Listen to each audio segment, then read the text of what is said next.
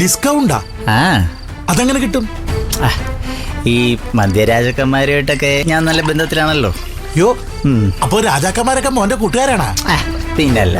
മോനെ, നീ ബോംബെയിൽ ഏത് ജയിലായിരുന്നടാ? തിഹാറില്. തീഹാറില്ല? ആ, യോടോ ഭാഗ്യവാനെ. സത്യം പറഞ്ഞ ഞാനും തീഹാറിന്ന് കേട്ടിട്ടേ ഉള്ളൂ. അത് കുഴപ്പമില്ല ചിറ്റപ്പനെ, ഞാൻ വേണേ കൊണ്ടുപോകാം.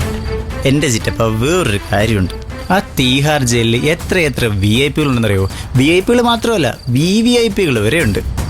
സിനിമാക്കാര്, രാഷ്ട്രീയക്കാര്, ക്രിക്കറ്റ് താരങ്ങൾ, ബിസിനസ്സുകാര്, അങ്ങനെ എത്ര പേരാണെന്നറിയാവോ? അല്ല, ചിറ്റപ്പൻ ഏതിയല്ല കടന്നേ? ഞാൻ കണ്ണൂർ സെൻട്രിയിൽ 150 തൊട്ട് അവരുടെ കാല് പിടിച്ച് പറഞ്ഞതാ എന്നെ തിരുവനന്തപുരത്തിടുന്നു. ഡാ, ഒന്നുമല്ലെങ്കിലും പത്മനാഭന്റെ മണ്ണല്ലേ, അന്തസ്സല്ലേടാ? ആ, അത് ശരിയാ. ചിറ്റപ്പൻ കുടിക്ക്. ഓ, എങ്ങനുണ്ട് സാധനം? സ്വയംഭ സാധന. ചിറ്റപ്പ, ആ കയ്യൊന്ന് ഇട്ടിക്കേ. സാരേടാ, ഒരെണ്ണം അടിച്ചാ പിന്നെ കൈ വറക്കത്തില്ല. അതല്ല, ആ കയ്യൊന്ന് ഇട്ടിക്കേ.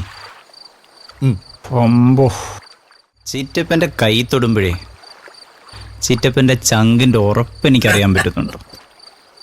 ഒരു പെണ്ണിൻ്റെ ജീവൻ എടുക്കാനുള്ള ചങ്കൂറ്റമൊന്നും എനിക്കില്ല ചിറ്റപ്പ. അല്ല, ചിറ്റപ്പനത് എങ്ങനെ തോന്നി? അങ്ങനെയൊക്കെ അങ്ങ് സംഭവിച്ചു വേടാ.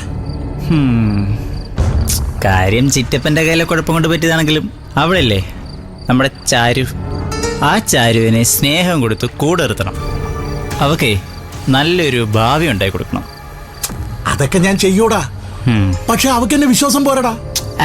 വിശ്വാസം പോരെ, അതൊക്കെ അപ്പച്ചി വിചാരിച്ചാൽ നടക്കും. അതെങ്ങനെ?